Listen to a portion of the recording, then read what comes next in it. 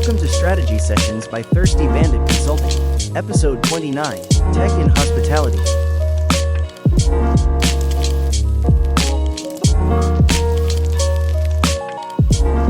Hey, greetings everybody. This is Corey Kraychek, and I'm here with Rachel Brown for another episode of Strategy Sessions.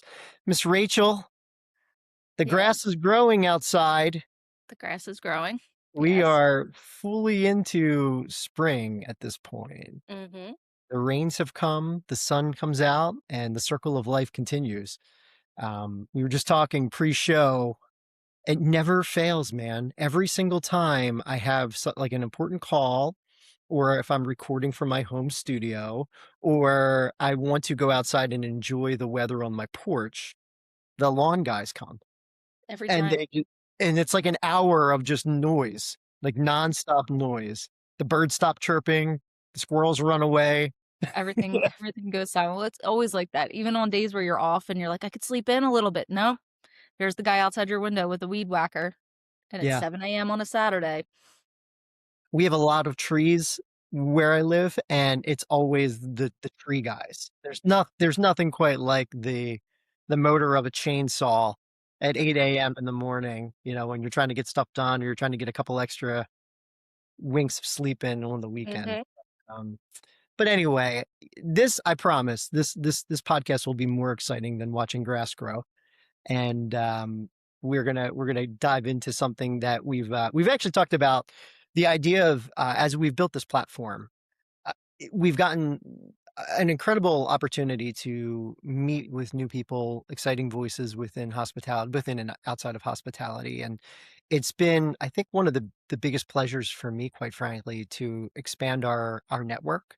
Mhm. And meet with successful individuals, and they be so gracious with their time. And our guest today is one of those folks that you and I had not interfaced with prior to launching the podcast, and had an opportunity to connect with him about a month or so back. And he has been gracious enough to spend some time with us this morning to talk about some really exciting topics. And so let me give you a brief intro, Rach. I mean, I know you met him before, but for the listeners at home. So Geoffrey Toffetti is the founder and CEO of Frontline Performance Group, which is a global hospitality, technology, and performance company that really helps hotels and other food and beverage businesses unlock revenue through smarter frontline engagement, coaching, and guest experience strategies. So under Geoffrey's leadership, Frontline's expanded to thousands of properties and across more than 100 countries, partnering with some of the world's leading hospitality brands. But I think for you and I, Rach, I mean, one of the things that makes his story really compelling is that he started on the operational side, just like you and I. Gave him firsthand experience with the realities that frontline teams face every single day, which I think is so imperative if you can walk a mile in others' shoes. That foundation really has shaped his belief that the people closest to the guest experience are often the greatest drivers of both the revenue and brand loyalty. And when they're properly empowered and coached and supported, great things happen, especially with the right technology. And this has been a through line with so many conversations that you and I had recently with Mhm. regards to the role that technology is playing within such a human touch industry like hospitality. So today, we're going to dive into that again. We're going to talk about the evolving role in technology in the hospitality space. We're going to talk about scaling operations and empowering teams and redefining guest engagement, upselling, particularly within the hotel space, but also within restaurants and experiential wine concepts. So I'm excited because this just continues to build on the conversations we've had before. And now we get to broaden our scope and purview with Geoffrey's expertise. So Geoffrey, with all that, welcome to Strategy Sessions, sir. Thanks so much for joining us. Well, thank you for having me, and thank you for pronouncing my name correctly. I really appreciate that. It's I very tripped rare. up at the end there again, though. I'm trying to train my brain. No, it's a riddle my mom created for everyone that meets me, because it looks like Jeffrey, but she changed it to Geoffrey. So thank you. I'm very happy to be here. No, and I think that's I think that's important. My mom didn't give me a middle name, and I have to deal with that for my life, and that's a Interesting. conversation piece. I didn't I know. know that about you. I've known you I for a know. long time. I didn't know that about you. It was always me and exchange students that had no middle names in class, so I had You to. could, you can pick one though. You're free. You could give yourself a middle name. That's true. That's true. Yeah, something fun though, something conversational, like Yeah. Esteban or something. Ebenezer. Yeah, Ebenezer would be a good one too. So, Geoffrey, you were introduced to us through an outside party, and I was so excited to make your introduction because we were able to learn a little bit more about Frontline and the work that you've been doing. But it's such a fascinating story. Before we dive into the questions, can you just provide just a little bit of background on the company and sort of its history and how it got to where it is today? Yeah, absolutely. The only thing in your intro that I need to tweak is that I didn't found the company. I have a founder and owner who is still the chairman of our board. And he started the company as a rental agent, or he started out as a rental agent in car rental in Orlando. And he developed a methodology that made him like the top seller in the company. And one of his early mentors said, you should start your own company and I'll be your first customer. And that's kind of how he got started 33 years ago. I joined the company almost 16 years ago. And at the time it was still automotive focused. But through that entire time, the founder, his name's Ziad Khoury, his innovation was going beyond training. So we would provide training, but then we would send people on a regular basis back to the environment. In some cases, they would actually work in the environment full time, and they were there to prevent, knowledge slippage. They were there to reinforce the behaviors and training as a coach and a trainer. And so when I joined, my mission was to get us into another vertical, which for me was hospitality, because I had a background in it, as you mentioned. I started out as a valet and worked my way up to director of guest services for a pretty big beach resort in Florida called the Tradewinds, before I left the industry and went to a startup. In between bookending the hospitality industry, I spent 12 years building a procurement outsourcing company, which was totally had nothing to do with anything except that I learned a lot about technology. So when I joined, I was like, this is a no-brainer. I did front desk upselling as a front desk agent. I had a very short tenure with Marriott, and they were, at Ritz-Carlton, they were good at it. And I said, this is a natural fit for us.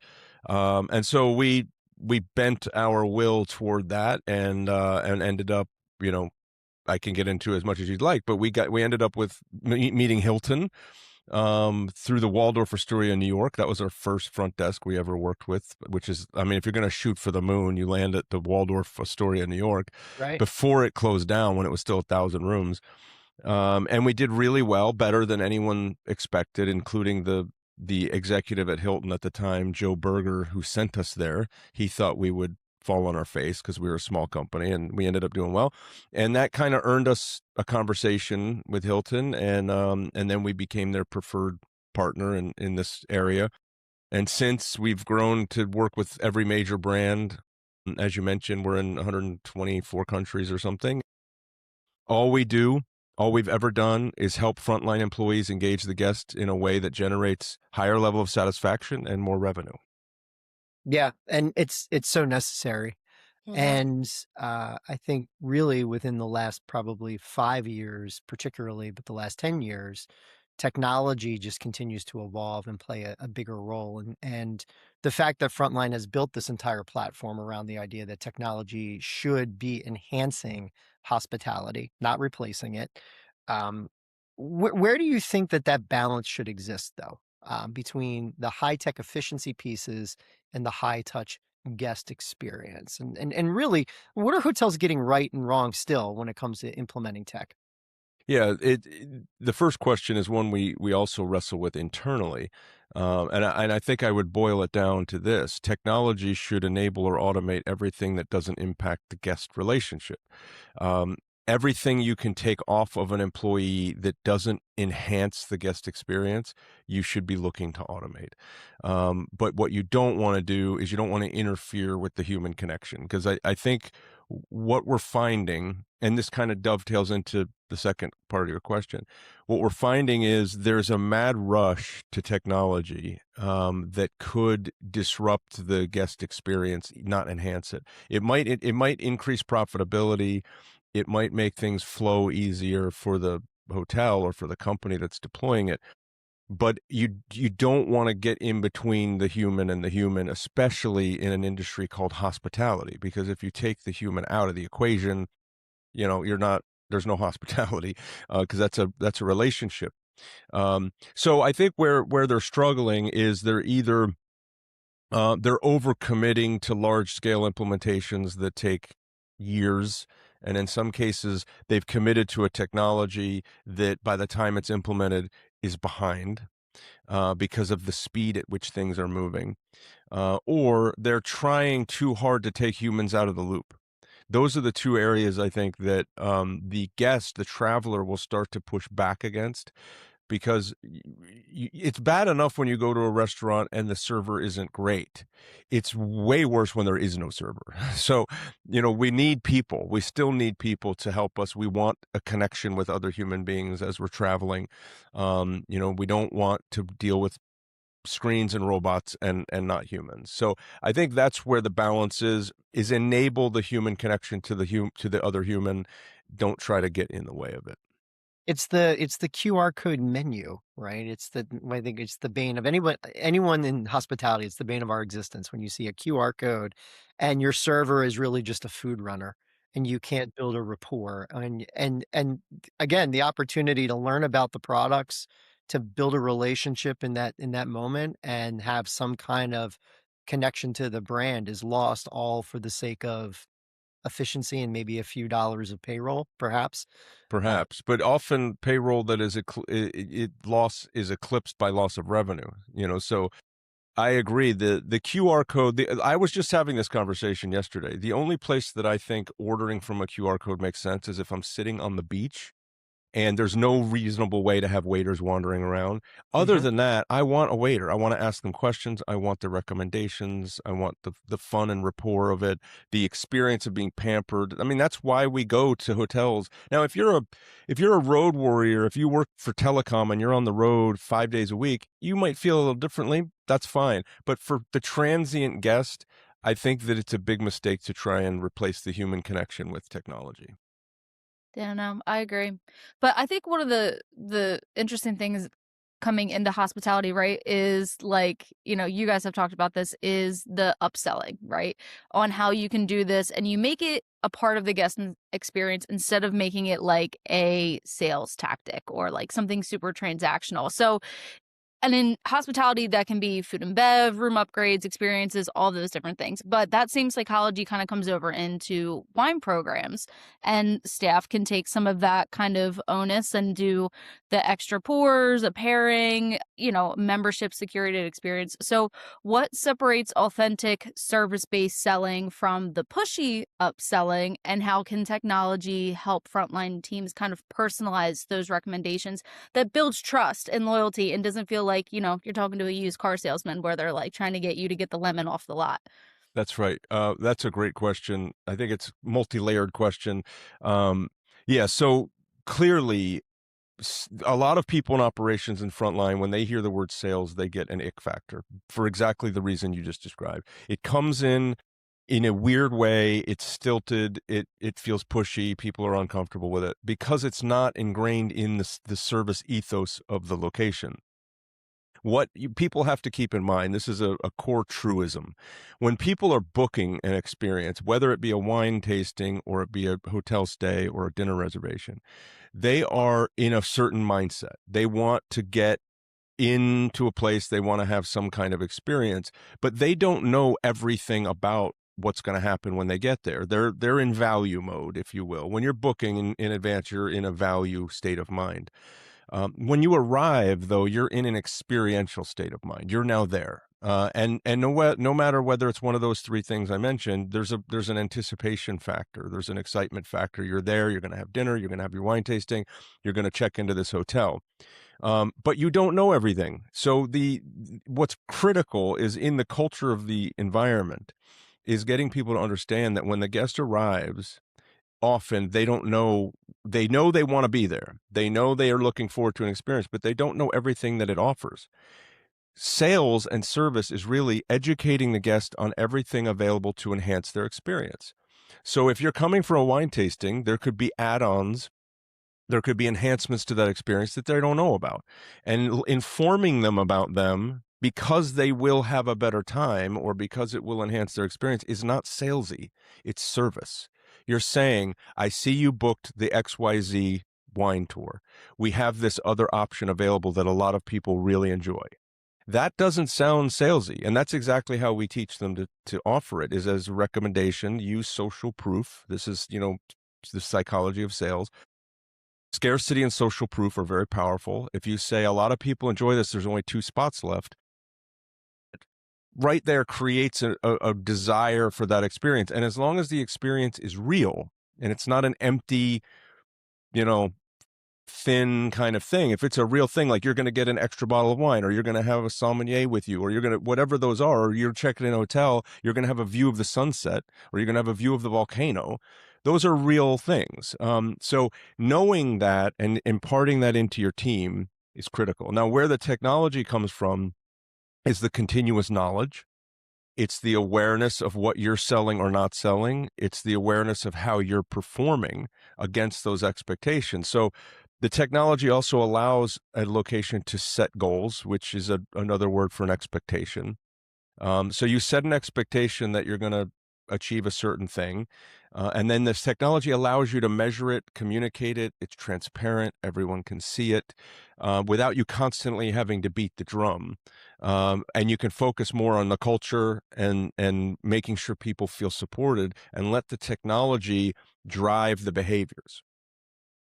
I love there's 2 pieces of your answer there, Geoffrey, that I really I love, and I want to dig into a little bit more. And one is the staff training piece, which is staff sometimes works off the assumption that if a guest arrives, they know everything. They're obviously there, so they must know what's going on that day. And I can't tell you how many times we've met with guests and they've been brave enough to vocalize, what should I be doing? What should I do? Tell me what to do. I just want to, I'm here, but I don't know what to do. And that is probably the minority. The majority of folks are thinking that, but don't have the courage to come to you and say, what do you think we should be doing?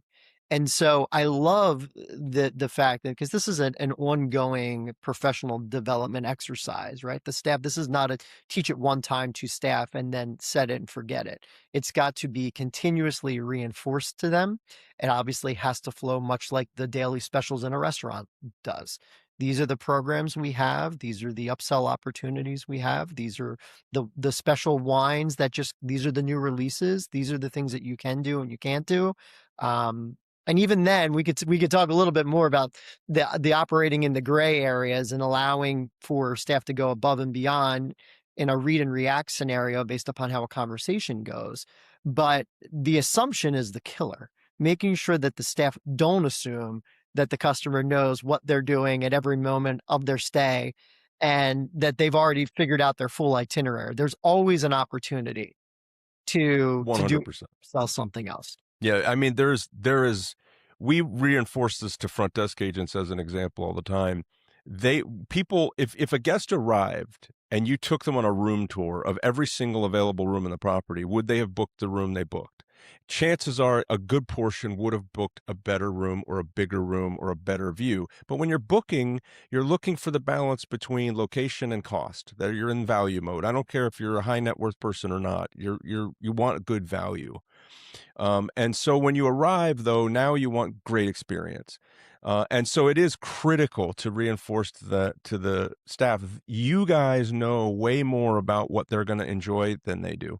You know what people love to do. You hear the reviews, you get the feedback every day. You need to be confident, in educating your guests on what people actually enjoy doing. And we're also big advocates from the reinforcement standpoint, we're huge advocates for incentives.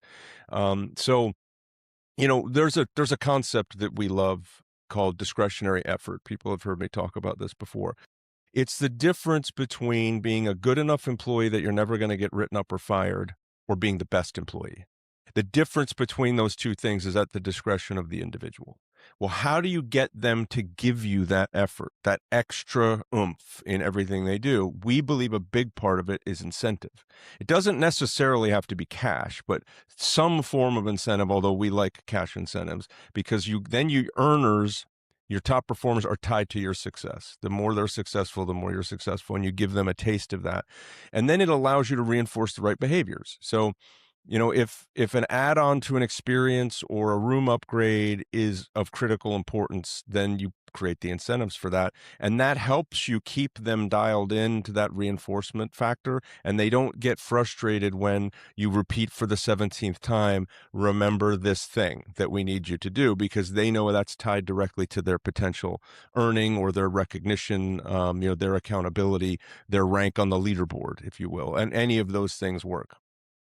Yeah, I love that. That combined with a gamification angle, make it healthy competition, have a leaderboard, have them talking to one another. We see this a lot with adoption of wine club and subscription-based memberships, where the staff have that extra motivation beyond the incentive, the cash incentive or otherwise, if they know that they sold the most wine club memberships in a particular month. So if there's a way to capture that and do it in a healthy capacity, I think that's always a nice way to present opportunities for upselling. The other piece that you've sort of mentioned a couple times, which I think is great, is the mindset, the transition of a value-based mindset before they arrive and an experiential-based mindset when they arrive. And we harp on this all the time because just by nature, hospitality, wine, food, and bev is driven by experience. Of course. And it's the onus of us to make sure that experience is meeting expectations and going and exceeding expectations. So I love the way that's positioned, and I'm absolutely going to steal that after this podcast. It's yours to steal. Let's shift gears a little bit though, and I want to talk a little bit about scaling and replication. So you've personally been there to help Frontline scale from a small operation into this global hospitality tech company. But when you look back at your growth journey, what do you think were the biggest operational or leadership shifts that required Frontline to scale successfully? Yeah, that's a great question. The obstacles used to be that we had people actually going on site and serving clients, which you hit the human capacity very quickly, like 21 days a month. That's pretty much it. So how many hotels could you service in 21 days? It ranged somewhere between 6 and 1. I mean, we had hotels where we had people that worked there full time. That was a natural barrier to scale because you were stuck either working just with the biggest hotels or you had a lot of employees. And we had both. We had a lot of employees and we were working with, really big luxury hotels, but there's a lot of hotels that could benefit. So when we had created our technology platform, the original concept that we were working from was obviously use the technology to memorialize our intellectual property and make it accessible via the web, as well as some basic reporting. But it was also to increase the efficiency and impact of our people so that they could do more. And that worked a little bit. We got to maybe you could work with 8 hotels or 10 hotels. That's still not a lot. And then when COVID hit, we had some really hard choices to make. In March of 2020, we lost 90% of our revenue. And we did not terminate anyone for 3 months. We held on as long. We took the PPP money and we gave it all to the employees. And we got to the point where we had to make some really hard choices. And luckily we had the technology platform. And so we shifted to a virtual support model that took our leadership a very significant mind shift, because up to that point, call it 23 years, our identity had been holding the customer's hand through the journey and going on site and supporting them. And we were then asking everyone to not do that anymore. We're not going to go on site anymore. We're going to support them through the technology remotely. That was a very difficult kind of identity crisis for the company because we had a lot of value tied up in our delivery model. It was unique and it was high impact. But it turned out we made the shift. partially out of necessity, and I think partially out of because people bought into the vision of being able to support a lot more. So we have less employees now than we did pre-COVID, and we work with 6 times as many hotels. So it worked, but it was a very challenging belief effort to overcome, particularly in like our functional leadership level, because they had to then impart that belief to their teams, and their teams, we were asking them not to do what they had done when we hired them. So we had to change the job descriptions and everything. So that was probably the biggest challenge we faced, was just the identity we had for ourselves and being able to convert that to a new identity. That's incredible. And probably not unlike what a lot of businesses experienced, certainly during COVID. It did afford businesses the opportunity to pivot and reassess. And if you could survive it, come out of it with new processes, new angles to approach your business, and many of which could still be applicable today. And in 100%. your case, it's a huge positive example of that. But let's broaden the scope a little bit. Knowing what you know from the frontline side, and then applying it across any hospitality brands looking to scale now, without them wanting to lose their personality and what made them special to begin with, whether that's the culture or the people, etc.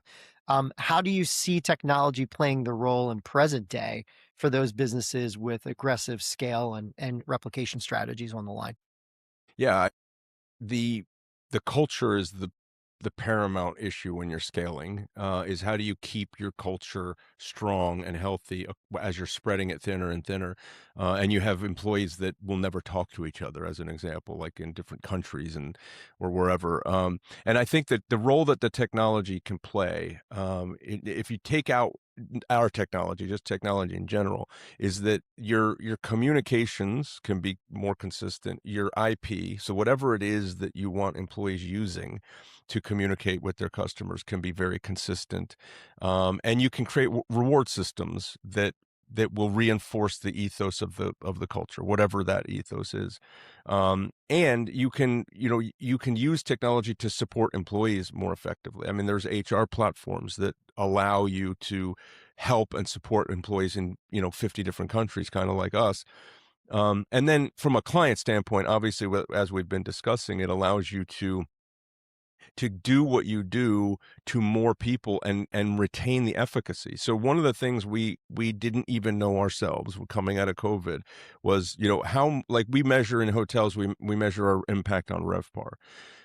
And so we were, are we going to make the same impact on RevPAR when we're not going on site? And that was a big question. Our customers had that question. We had that question. Turns out they're doing better in this model because they're not overly reliant on us showing up. It's more about them. It's their program. We're just enabling them. But that's the kind of concern or question you have with scale, is the efficacy of your value proposition going to hold? And like, if you were going to scale a restaurant company into multiple locations, and the first location is like this great place that the community loves, well, how do you foster community love in another community, right? Those are the kind of challenges you're going to have. And I think technology can help because it can provide consistent training, consistent methodologies, consistent product. But you still have to have the leadership in place that can embody the culture, and make sure that it's a living thing. It's not just an idea. And allow there still to be moments where there's a personal touch. For sure. It free up bandwidth and time and resources so that when it's needed, that a person can be on the ground to assist if necessary. Yeah, the technology should just be the repository of what to do. It's not how to do it, and it's not the answer for everything. But the procedural work, the things that underpin the human ability to serve, can all be automated. And then when your servers, whether they're literally a server or they're just someone serving a guest anywhere, they're then taught and led by people who love their guests and want to impart that love to their staff. That's why I said tech should enable human connection. It should not try to replace it, because there is nothing better than a great service experience that they hit They just hit the nail on the head, and you as a traveler or a guest have an amazing experience. It's legendary, and you take it home with you and you talk about it and you brag about it. And that's all human to human. That's the only way to get that kind of emotional response. You're right. It's the most powerful marketing tool that you could possibly have. For sure. Yeah, that stuff stays with you we literally were just talking about this. This was the article that I just wrote about like what people remember when they come into a place like this and what comes home with them, what survives the trip. It might not be the small details, but it's how everybody made you feel wherever it is that you go. And that's the stuff that will stay with you forever, even if it's been 20 years. Like, Corey, you have the cookie story, like I have my Oregon story, and it all Yeah, I have the sticks with story you. where my son accidentally broke a sliding glass door in Costa Rica and cut his legs. And we were you'll love the story, in the middle of nowhere in this tiny little hotel. And the owner's son, who spoke English because no one else did, we were like, what do we do? I mean, it was pretty bad. And he's like, we have a doctor in town. And I was like, a doctor? And he's like, yeah, we have a doctor. Brings this doctor. He comes in with these big medical boxes in scrubs. Turns out he was 42 years a surgeon in one of the big cities in Costa Rica, and he was retired, and the government pays retired doctors to serve rural communities. He set up a little ER in the hotel room and stitched my son's legs up, numbed him, stitched him. Incredible experience. The hotel, they were like weeping for him. They were so concerned with what happened. Wow. And we'll never forget that. And there was this little guy named Juan, didn't speak English, had been there 30 years working there, probably a little bit special needs. And he was so genuinely concerned about his well-being. He was like weeping for him. It was incredible. We'll never forget that. And that was purely the hospitality. They could have said, get in your car and drive back to where you came from, but they didn't. They took care of us. Wow. That's, An amazing story. Crazy. That's well, and I think too, right? Like even from outside of like just the hospitality side of things, like when you do have like guests coming in, you have so much data about who is in your hotels, who is visiting, who is doing all these things. But so many people struggle to take all that data and then apply it and then do anything with it. So within the coaching and the accountability and the real-time insights, we have a lot of change happening right now, right? Like we can really feel this kind of pivot, especially with AI becoming a little bit more prevalent. So for you personally, where do you think AI and performance technology will have the biggest impact over the next like 5 years? And especially for the restaurants and the hotels and the wine-driven, concepts that are trying to improve revenue and employee engagement at the same time. Yeah, 5 years might be a long horizon given how fast things are going, but let's say 2 years, Sure. 3 years. We think that the approach we're taking, we're a performance management company in our DNA. That's really what we're about. We think the biggest innovation that is available is applying AI to very complex data sets and being able to personalize insights at the employee level, at a very discrete, detailed level. So, for instance, if you're running a restaurant, what is each server doing well or not doing well, down to like the micro level, and then being able to apply training or coaching directly to those things for that person. It takes training to a level we've never seen before. And we're a training company. You train in generalizations. That's how it's always been done. There's a body of knowledge and you push it all.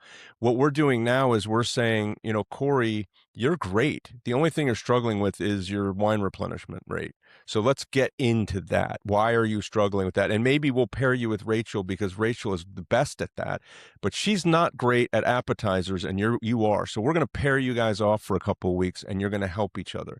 That level of detailed insight is only possible because AI is interrogating the data at the product level and analyzing it. And then we've trained it on all of our stuff, all our content and all our knowledge, and it marries those two things together. So over the next couple of years, I think what we're going to find is that humans will have like a little guardian angel on their shoulder, a little coach for them that's monitoring their activity, their performance, and helping them optimize that performance. Now, where that really the rubber hits the road on that is what is the benefit of optimized performance to the employee?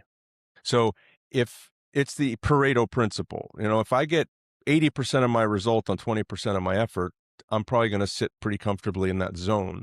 But what is it that makes it so that I want to hear the feedback? I want to get better. And that comes back to your incentive reward system. Again, doesn't have to always be money. It could be gamification. It could be your status. It could be a promotion, down the road, whatever. But there has to be an alignment between the objective of the business and the motivation of the employee to take all of this information and apply it.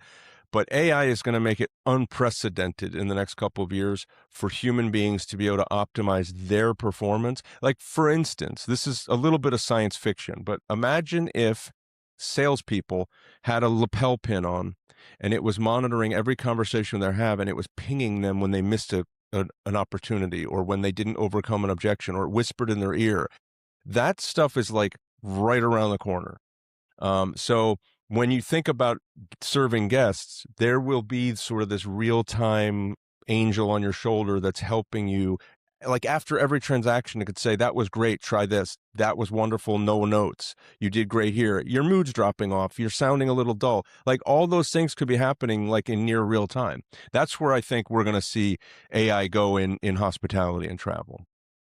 I love that. And it makes me think also from a managerial perspective. I've written about this in the past about adaptive leadership, and it's not a one size fits all proposition. So, as managers and executives, it's imperative to manage in the same capacity that that technology is taking us, which is identify the unique challenges that each person on your team has, and your approach is adapted to their strengths and weaknesses. So I think real leaders and executives that embrace that mentality will flourish in a system that aids them with real-time course correction.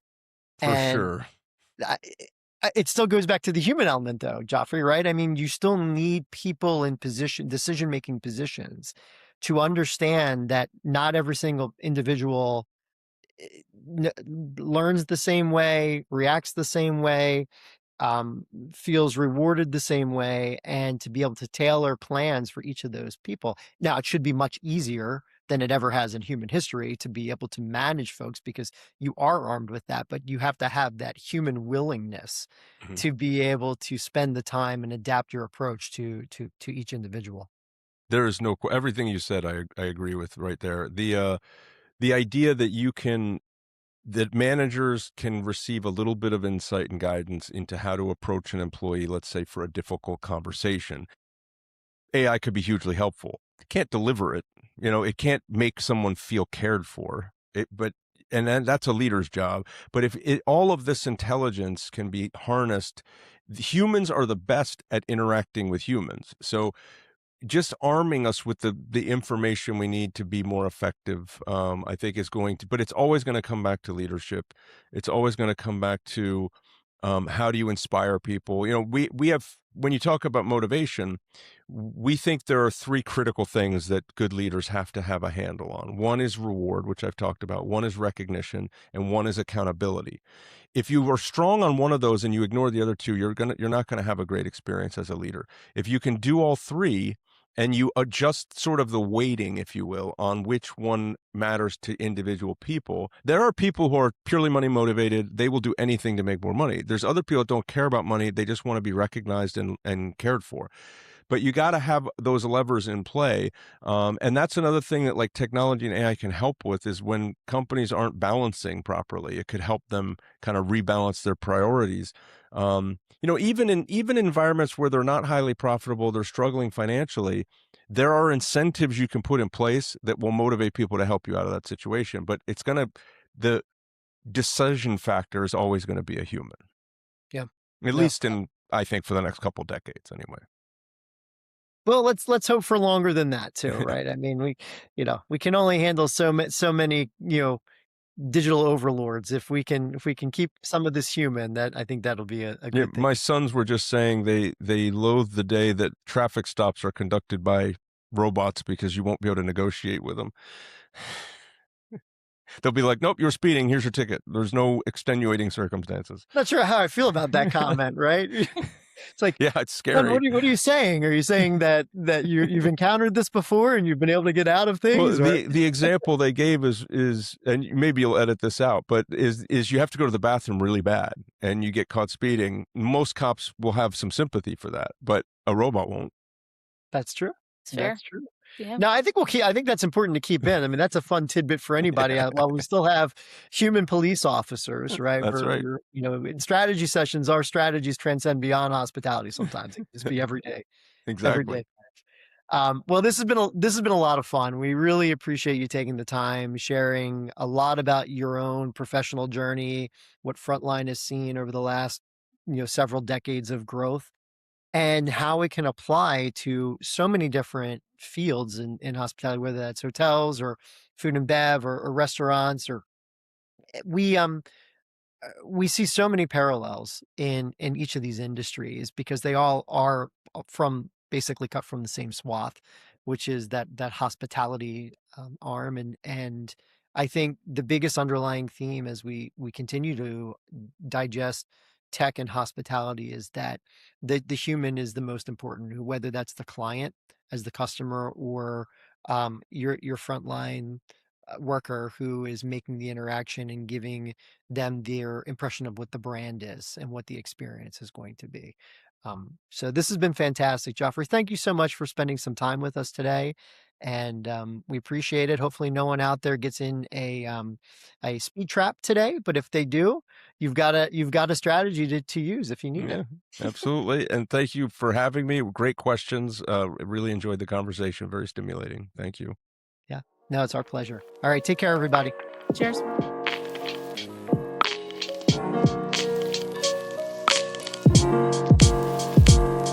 Thank you for joining us for strategy sessions. Please like, follow, share, and subscribe at Thirsty Bandit Co.